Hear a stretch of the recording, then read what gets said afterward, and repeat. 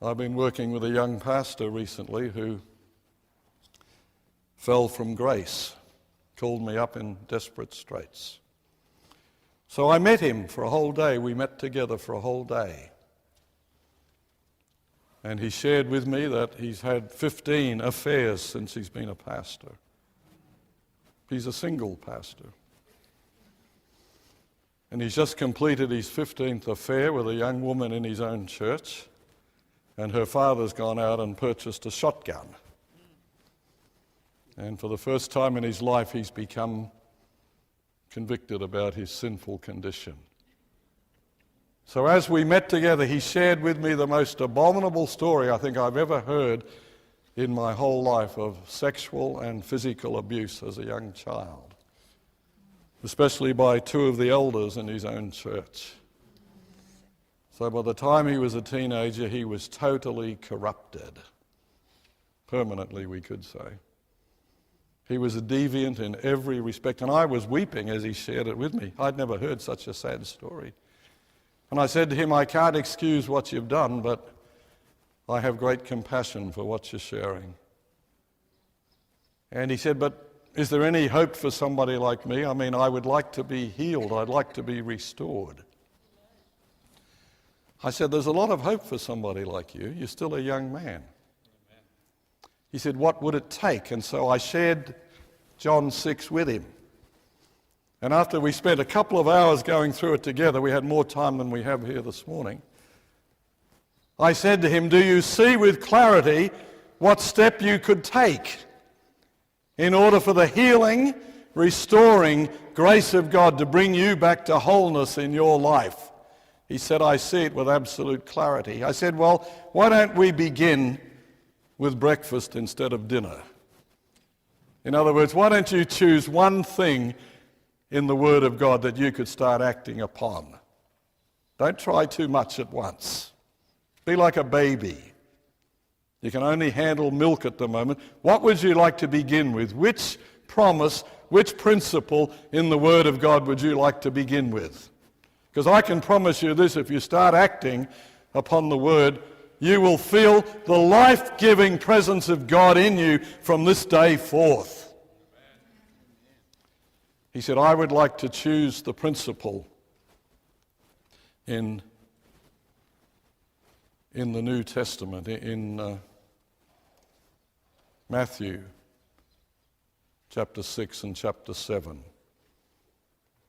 The teaching of Jesus, if you know that anyone has something against you, go to that person and be reconciled to them. He said, I would like to begin with that principle. I said, well, that's a tough one.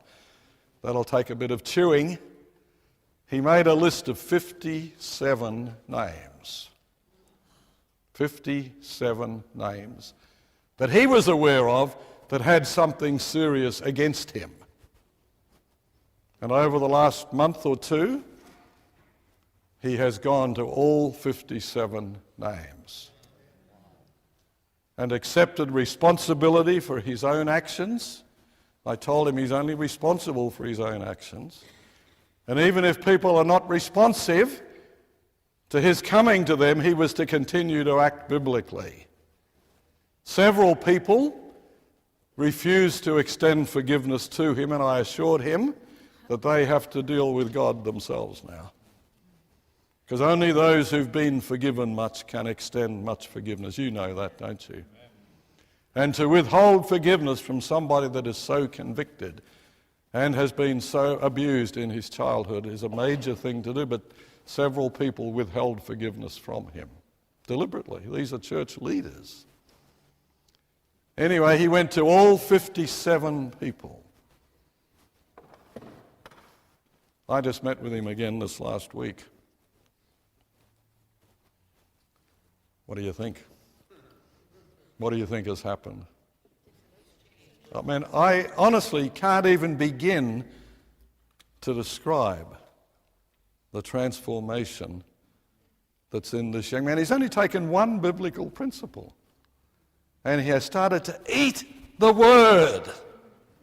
He's digesting it, and he's acting on it. He told me how painful it was, especially to go to the man with the shotgun. and to confess his sin. I said, and you're not to put anything on the young woman involved. Just take responsibility for your own actions at this point. You were the pastor after all. And that's exactly what he did. And we met together, and we had the most profound time of sharing in the Lord that I think I've ever had with another human being. He was excited. I had to say to him, calm down. He said, I can't calm down because this is the first time in my life that I actually believe that I'm going to be fully and totally restored. Amen. He said, I will be a normal human being. I will be free from all these addictions. I'll be able to spend the rest of my life as a normal, happy and healthy human being. And I said, the good news is God still has a usefulness for you. And it's increasing every day as you eat on the Word. And this is only one principle. We're going to meet again in a couple of weeks, and I'm going to share a second principle with him. I'm just giving him baby doses. That's all he can handle. But he's so excited, and to see the transformation in his life, and also for the first time, he's starting to believe that he'll even have a job. You know, and you've been a pastor. What are you going to do after you've been a pastor? That's what he said to me. I said, who knows? He has many gifts, this guy. And he's just picked up a position, and his gifts are being appreciated, and he's being put to work, and he's calling me every day just praising God. He said, things are coming together in my life. I said, of course they are.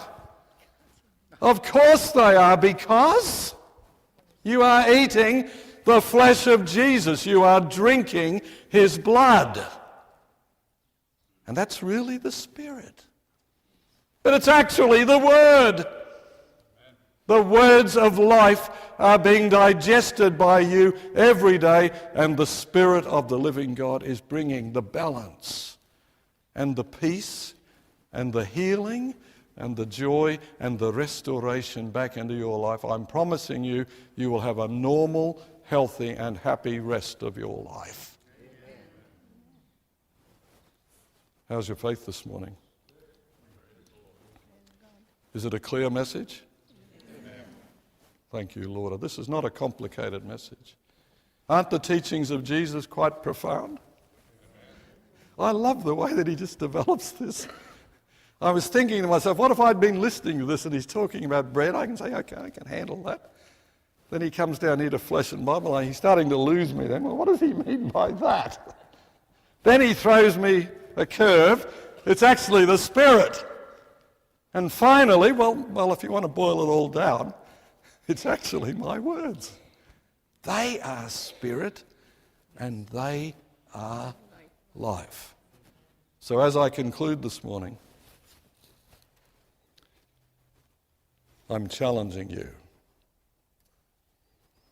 Is there anyone sitting here this morning, for example, who's heard the word of the Lord, but for whatever reason, and we all have our reasons, you have chosen not to act upon it? And it's hurting you. You're being denied the complete life of Jesus within yourself. You find yourself not as forgiving. You're not as loving. I'm fascinated by the people that won't forgive this young man. They believe they're more holy than he is. Yet they can't extend forgiveness to somebody. What does that say about them?